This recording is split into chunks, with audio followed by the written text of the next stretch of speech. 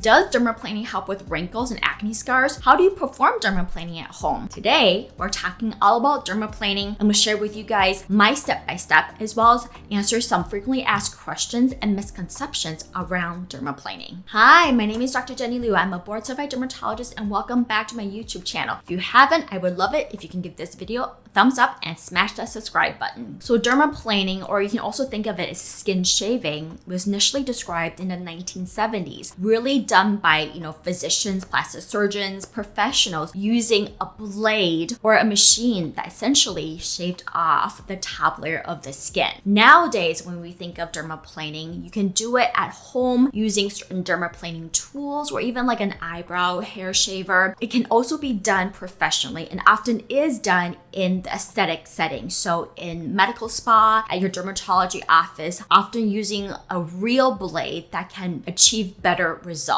But essentially, dermaplaning, you can think of it as a form of physical exfoliation. Really help to remove that superficial layer of the skin, the top layer of the skin, what we call the stratum corneum. And along with that, kind of that vellus hair that we often will get on our face. So that fine hair, often also known as peach fuzz. And everyone has hair on their face. Some people have more than others. So this is where dermaplaning can be very helpful individuals who have more of that peach fuzz. And when you do perform dermaplaning, helps to kind of reveal that smoother, softer skin underneath. So we actually do dermaplaning in my office with a real scalpel. It can be done alone if you want that instant gratification of soft, smooth feeling skin. However, it's often best when paired with other cosmetic treatments. Like most commonly in my practice, it's done before a chemical peel. And again, the idea is that when you're removing that top layer of dead skin buildup, it's allowing the peeling agents to penetrate more effectively and thereby giving better results. Now, certainly you can kind of modify this for home treatment, but you just want to be very careful because when it's not done professionally, you may not always have the knowledge of how to prep and care for your skin and what to use afterwards. So this is where it can get a little sticky. It may end up with wounds and injuries and its complications. So hopefully this video you'll find it helpful, informative. That way it will allow you to more safely and effectively perform dermaplaning at home. Now, since dermaplaning, when done professionally, is with a real blade, it may go slightly deeper than what you're able to do at home. There are dermaplaning tools as well as like eyebrow shavers that can function as a dermaplaning blade. That is often what is used for home. Now, dermaplaning, because of the way the idea behind it, removing that top layer of skin, it really has not been shown to, number one, stimulate collagen production. It really doesn't help with acne scars, or is it very effective at treating hyperpigmentation. What it will do is, number one, make your skin feel instantly soft and smooth, remove that peach fuzz, and may allow the enhancement or the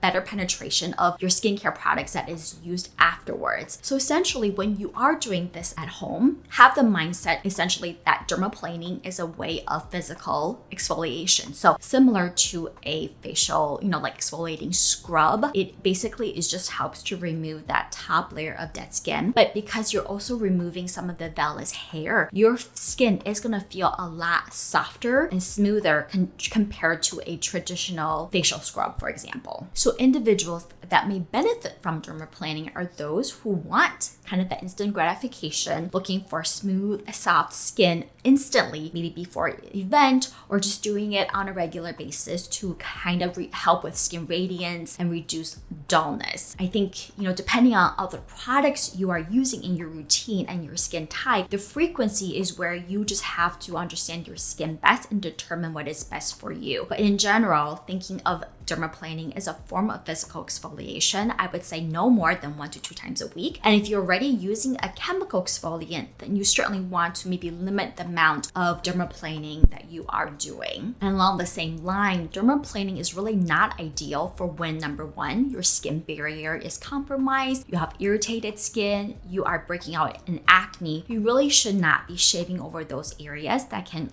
again lead to more irritation, potentially worsening of acne or even skin infection. And if you have raised moles on your face, you definitely want to avoid dermaplaning over that, because essentially you are at high risk of cutting into the mole and creating trauma to the skin. Okay, before we jump into the step-by-step, let's actually talk about tools to use. If you're new, I think the easiest is honestly just go out and buy a dermaplaning tool. I've been using the one from Versed, and I love this for a few reasons. Number one, it's got a thick handle that you can firmly grip and it won't slip out of your hand. It also has a blade that is very similar to, honestly, eyebrow shavers, and that's the other thing you can use. But I love it because you can just push on it and you can get actually refills of the tip without having to buy a new handle from Versed, because the blade will inevitably dull over time. The other option, like I said, is an eyebrow shaver, and this is one I legitimately use for shaving my eyebrow hairs, but that is another appropriate option. I got this one, I think, from like Yes Styles or Amazon, but something that's also very cheap. So both methods are okay. It's really, I think the most important is how you prep your skin and the technique that you use during for dermaplaning that really is key. Now, just from personal experience, haven't used both, I do find that it is easier to dermaplane with the Versed blade because literally it does have a real blade on there that works better and it's less irritating on the skin versus like the eyebrow shaver. It dulls a lot more easily. And so that is the other reason I really love this one from Versed. But in office, we actually use a legitimate blade, like a surgical blade that I would use to perform surgeries on the skin to shave. And so you guys can appreciate the difference. And so this is where, like I said, the technique really matters. So you have to just take it slow and be careful. So to start dermaplaning, number one, make sure you have clean and prepped skin. So this is just basically washing your face, removing makeup, sunscreen, debris. And if you're an individual that like to tone, I think applying a hydrating toner just to wipe off any remaining residue can be helpful. I recommend dermaplaning on dry skin, especially if you're new. I think it's easier to work with, and also it's very fun and instantly gratifying to see everything that you're essentially shaving off. And so this is where you want to take your dermaplaning tool when you're ready, when your skin is out prepped, cleaned and prepped, and you take your dermaplaning tool. And what you want to do is really hold it at a 45-degree angle. You don't want to be perpendicular, because this is where I've actually accidentally done that and moved my face and cut my face. And luckily with these blades, usually they're not super sharp, and so it's just a little abrasion that heals up the next day. But this is where the technique is super important. But holding the blade to about 45 degree, I like to use the other non-dominant hand to put a little bit of tug on the skin to make my skin a little more taut. And then gently, 45 degrees, you shave in the direction of hair growth. And what you want to do is very gentle. You don't need a lot of pressure, because again, you're not trying to, cause an erosion where you're shaving off all the top layer of the skin, right? It's just a very superficial, that stratum corneum. So very gently move in small sections, shaving with the direction of hair. You don't ever want to go against it. And then working in small sections, completing one area of the face at a time. Then you can complete the other face, and then on the forehead if you need, and on the chin. And I think it is really fun because you can right away instantly see all the dead skin and vellus hairs that collects on the blade. Now, I don't have a ton of facial hair, but I can definitely appreciate some fine fuzz and then definitely the dead skin that builds up. I mean, instantly you will feel your skin is soft and smooth. I think that is really one of the gratifying things of dermaplaning, is that you get that instant result and gratification. Now, afterwards, you can just really pretty much be done, in the sense you can put on a moisturizer, because usually I do this at night. I don't usually do this in the morning, and then you can be done with your routine. However, if you do want to elevate it and take it to the next step, this is where you can add in a treatment. So you can certainly, as your skin tolerates, add in like a hyperpigmentation treatment, because your skin is going to be more receptive of that and it's going to penetrate more effectively. Like, a serum that helps to target hyperpigmentation, especially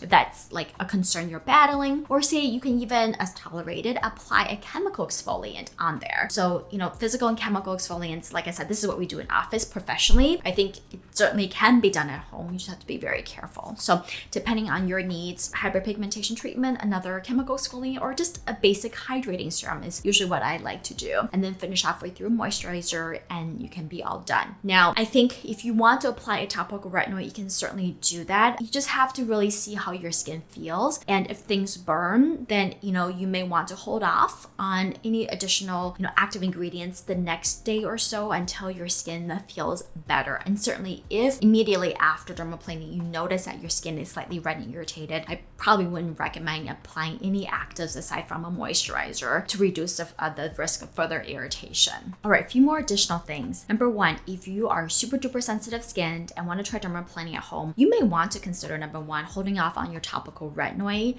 and your exfoliant the night before, especially if you use tretinoin. And of course, holding it off right after immediately if your skin feels a little bit irritated. The other question I always get is, will dermaplaning on a regular basis help with hyperpigmentation, acne scars, and wrinkles? And like I said earlier in this video, it has not been shown to help with that. However, it doesn't mean it can be worked into your routine to really help enhance the penetration and the results of the rest of your skincare, peels, other things that you use. So even though dermaplaning does not directly stimulate collagen, it can certainly be a part of an anti-aging, anti-hyperpigmentation routine as long as it makes sense and you're able to tolerate the products that you're using afterwards. The other question I always get is, will face shaving cause the vellus hair to grow back faster or thicker or darker? The answer is usually no. I mean, if that did happen, I think we would tell patients to shave their head more frequently to get their hair to grow back darker, thicker, and fuller, right? So usually in general, shaving does not increase your hair to grow back thicker, darker, or fuller. So you can certainly rest assured that wouldn't happen. Now, for me personally, when I remember to do it, because it's always hard to keep up these things when you have two little kids, but I used to do it on a weekly basis, once a week. And now if I think of it, maybe a couple times a month